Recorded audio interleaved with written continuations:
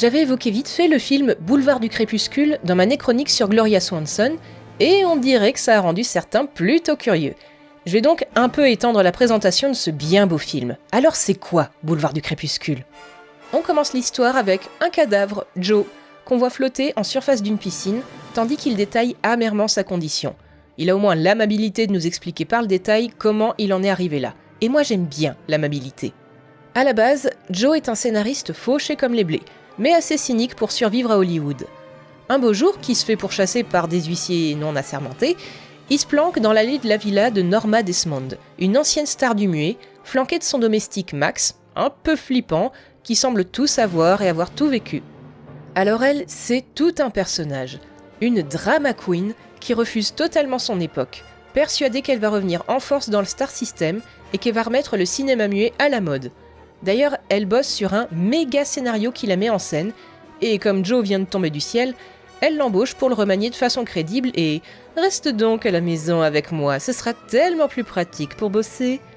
Notre brave Joe, dos au mur, ne peut pas trop refuser, et même s'il arrive encore à bosser discretos en ville avec une petite collègue toute mignonne sur des projets vraiment intéressants, il se sent de plus en plus prisonnier dans sa cage dorée et sent que la situation va mal se finir.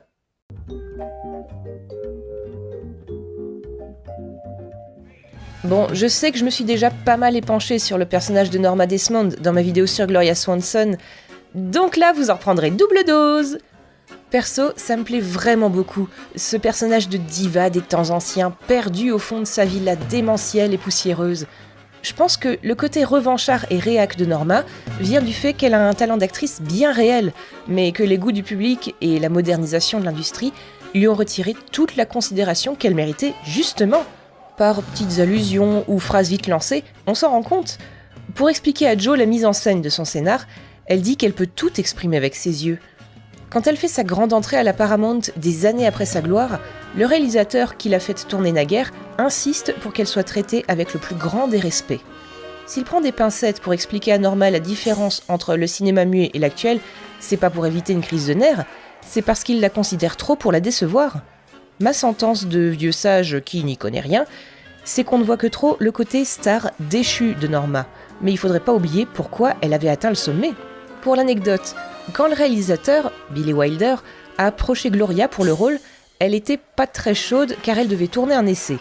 Elle aurait dit « J'ai tourné plus de 20 films pour la Paramount, pourquoi veulent-ils que je fasse un bout d'essai ?» Elle aurait même demandé son avis au producteur George Cukor, qui l'aurait limite engueulé de chipoter à ce point-là pour un rôle aussi magnifique. En même temps, toutes ses autres collègues, Greta Garbo, Mae West, ou même la grande actrice de muet Mary Pickford, avaient déjà décliné le rôle, vexées qu'on leur propose de jouer une has-been. Paula Negri, que j'avais déjà brièvement évoquée dans les néchroniques sur Rudolph Valentino, aurait même fait un scandale à Wilder à cette seule idée.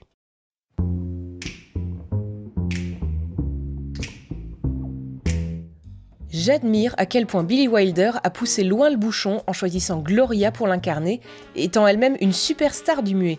Il s'est vraiment appliqué à reprendre le maximum d'éléments personnels pour incarner Norma.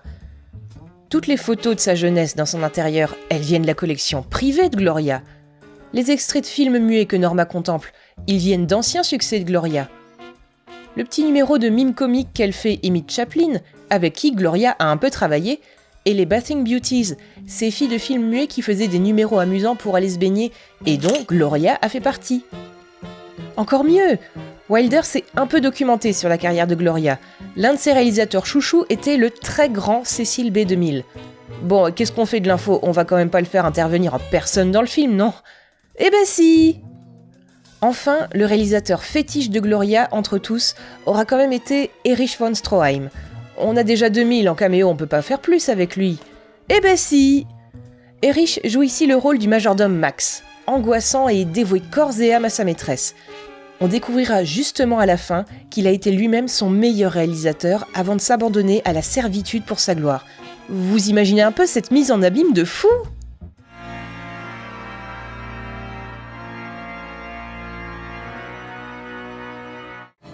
Un critique ciné, Richard Corliss, avait trouvé que Boulevard du Crépuscule pouvait s'apparenter à un film d'horreur, et cette théorie m'intéresse pas mal. Si je me penche sur ces arguments, c'est vrai qu'il y a dans toute cette atmosphère énormément de symboles de la mort. Quand il rencontre Norma, Joe est confondu avec un croque-mort qu'elle attendait. Il narre l'histoire post-mortem, en se permettant même quelques pointes ironiques sur sa situation. La villa de Norma a parfois des allures de tombeau, vu comme elle est sinistre, immense et surchargée. Déjà que le majordome Max a une dégaine d'entrepreneur des pompes funèbres, les copains de poker de Norma, qui sont d'anciennes gloires du muet bien réelles, sont tellement peu causantes que Joe les surnomme les figures de cire. On frôle quand même la comparaison avec des fantômes. J'irais même jusqu'à dire que c'est la conséquence de la mort de Joe qui ramène Norma à la vie médiatique, ce qui est quand même assez énorme. Un aspect qui m'intéresse aussi beaucoup dans ce film, c'est qu'il montre le fonctionnement de l'industrie de Hollywood de manière bien cynique. Vous la sentez là, la magie du cinéma ? Last one I wrote was about Okies and the Dust Bowl. You'd never know because when it reached the screen, the whole thing played on a torpedo boat. I'd always heard that you had some talent. That was last year. This year I'm trying to earn a living. Well, they didn't like my nose. Slanted this way a little. So I went to a doctor and had it fixed. They made more tests and they were crazy about my nose. Only they didn't like my acting. En fouinant un peu sur ce film, je me suis aperçu qu'il a été adapté en comédie musicale en 93. Depuis 2012, il y aurait même des pourparlers pour l'adapter en version ciné, avec Glenn Close dans le rôle de Norma et Ewan McGregor dans celui de Joe.